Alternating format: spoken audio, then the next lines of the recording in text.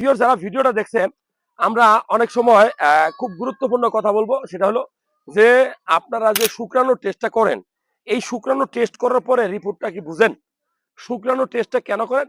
যে আমরা দেখি অনেক সময় বলে যে বাবা হইতে পারছি না 2-3 বছর, এটা কিন্তু শুক্রাণুর পরিমাণ কমের একটা লক্ষণ।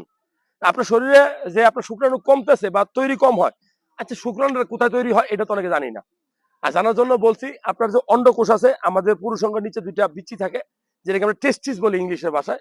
গ্রামের গঞ্জে মানুষ বিভিন্ন নামে চিনে, আলু বলে অনেকেই।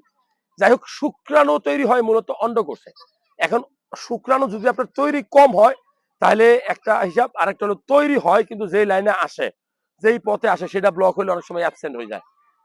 এটাকে অ্যাজোস্পার্মিয়া বলে। আমরা নরমালি শুক্রাণুটা থাকবে আপনার গাঢ়, হ্যাঁ? এটা টেস্ট করলে আপনার প্রত্যেক এমএল এর শুক্রাণুর পরিমাণ 15 মিলিয়নের উপরে হওয়ার কথা। আর শুক্রাণুর ভালো কোয়ালিটি মানে কি, শুধু সংখ্যায় বেশি থাকলে হবে না।